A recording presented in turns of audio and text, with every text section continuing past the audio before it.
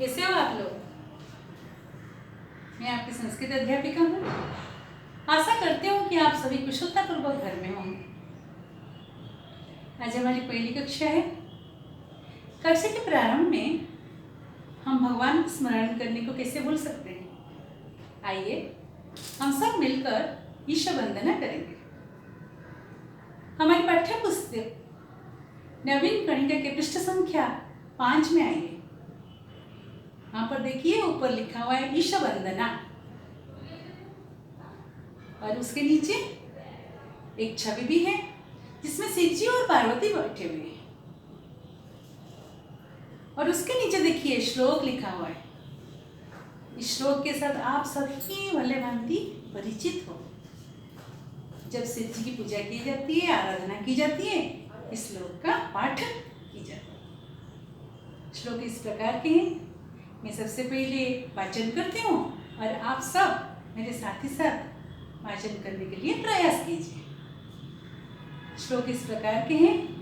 कर्पूर गौरम करुणावतारम संसार सारम भुजगेन्द्रहारम सदा वसंतम हृदयारविंदे भवम भवानी सहितम नमामि।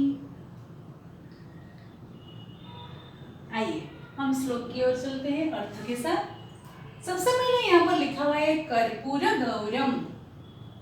कर्पूर, आप सभी परिचित हो कर्पूर के साथ। घर में जब मम्मी दादी आरती करते हैं तो आरती की थाली में सबसे पहले कपूर का स्थापना करते हैं। तो कर्पूर शब्द का अर्थ है कपूर। गौरम, गौरम शब्द का अर्थ है सफेद।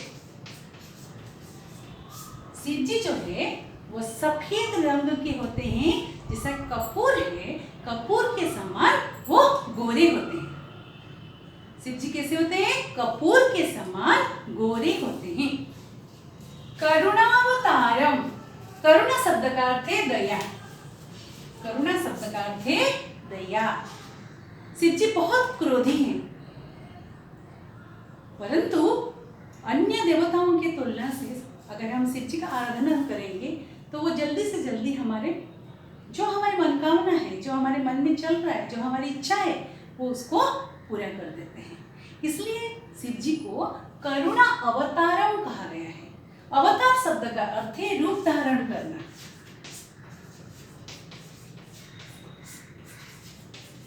आप सभी 10 अवतार के बारे में जरूर सुने होंगे। 10 अवतार विष्णु भगवान ने धारण किए थे। अलग अलग रूप धारण करके उन्होंने ये संसार पर अपना लीला विस्तार किए हैं। आपने कृष्ण अवतार जरूर सुने होंगे, राम अवतार, बुद्ध अवतार, मीन अवतार, कच्छप अवतार। इस प्रकार उन्होंने 10 अवतार का धारण किए। तो शिव जी को यहाँ पर करुणा का अवतार धारण कर रहे हैं, इस प्रकार के हम मान रहे हैं। जो दया के अनेक रूप है, उसी में से एक रूप जो है वो शिव जी के पास है, जिनकी आराधना से वो हमारी मनोकामना पूर्ण हो जाती है। संसार सारम, संसार शब्द का अर्थ है दुनिया या जगत या जग। संसार, समग्र संसार, ये संपूर्ण संसार के सार माना गया है। सार शब्द का अर्थ है श्रेष्ठ। सार शब्द का अर्थ है श्रेष्ठ। इनको इस संसार का श्रेष्ठ माना गया है। जीव जगत, उद्भिद जगत और देव देवी, जितने देव देवी हैं, सब में से उनको श्रेष्ठ माना गया है। श्रेष्ठ इसलिए माना गया है क्योंकि उन्हीं के हाथ में रहता है हमारा जीना और मरना। वो हमारे सहारकर्ता होते हैं। फिर से सुनिए, कर्पूर गौरम, शिव जी जो है कपूर के समान गोरे हैं। करुणावतारम, दया के साक्षात अवतार हैं। संसार सारम, संपूर्ण संसार के वो श्रेष्ठ हैं। और भुजगेंद्र हारम, भुजग शब्द का अर्थ है सर्प। भुजग शब्द का अर्थ है सर्प अर्थात सांप। आपने देखा होगा मंदिर में जाते ही अगर कोई सांप वाला भगवान देख लेते हैं तो आप समझ जाते हैं कि ये शिव जी है। क्योंकि उनके गले में हारम, भुजगेंद्र हारम, भुजग इंद्र हारम, आपने संधि हुई। तो इंद्र शब्द का अर्थ है मुख्य, महान। जैसे इंद्र हमारे स्वर्ग के राजा हैं, तो उसी प्रकार शिव जी को पहचान करने के लिए, अर्थात उनको आइडेंटिफाई करने के लिए कि ये शिव जी है, ये सबसे मुख्य केंद्र हमारा नजर पहले जाता है सांप के ऊपर। सांप है तो ये शिव जी है। तो हारम शब्द का अर्थ है माला। उनके गले में सांप जो है माला के समान वो लपेट। सदा वसंतम, सदा शब्द का अर्थ है हमेशा। वसंतम शब्द का अर्थ है वास करना, निवास करना। कहां पर?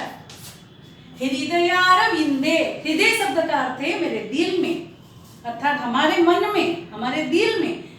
अरविंद हृदय शब्द का अर्थ है दिल। अरविंद शब्द का अर्थ है कमल फूल, कमल का फूल।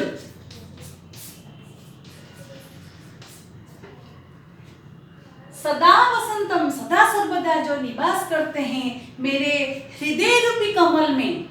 मेरे हृदय को यहाँ पर कमल के समान तुलना किया गया है, क्योंकि भगवान जब बैठेंगे तो उनको कोमल आसन चाहिए। तो हृदय सबसे कोमल होता है, कठोर नहीं होता। तो हृदय रूपी कमल में जो सदा सर्वदा निवास करते हैं, अर्थात दिन रात में शिव जी को ही याद करता हूँ या करती हूँ, उस भगवान मेरे मन में इस प्रकार के रूप लेकर बैठे हुए हैं।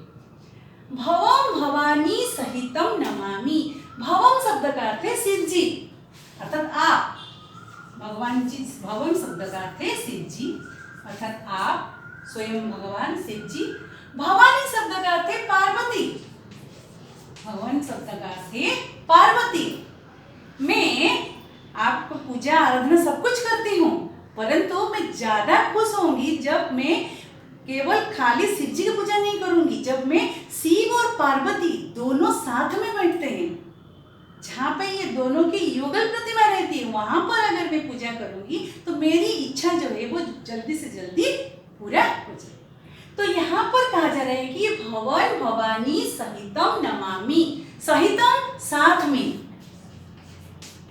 मैं शिव जी पार्वती सहित, जहां पर पार्वती के साथ शिव जी बैठे हुए हैं, पार्वती सहित उन भगवान को, उन भगवान शिव जी को मैं नमस्कार करती हूँ। नमामि शब्द का अर्थ है मैं करती हूँ या मैं करता हूँ।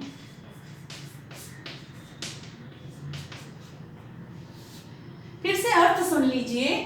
शिव जी जो है वो कपूर के समान गोरे हैं, दया के साक्षात अवतार हैं, संसार के सार हैं अर्थात श्रेष्ठ हैं, जिनके गले में सांपों का हार है, जो सदा सर्वदा मेरे हृदय में निवास करते हैं, अर्थात मेरा हृदय जो है वो कमल के फूल के सदृश है, वो कमल के फूल के ऊपर वो बैठते हैं। उन भगवान शिव को मैं पार्वती के साथ बार बार नमस्कार करती हूँ। ऐसा है कि आप इस श्लोक को अच्छी तरह से समझ गए होंगे। हम और एक श्लोक के साथ और शब्द रचना के साथ अगली कक्षा में फिर मिलेंगे। धन्यवाद।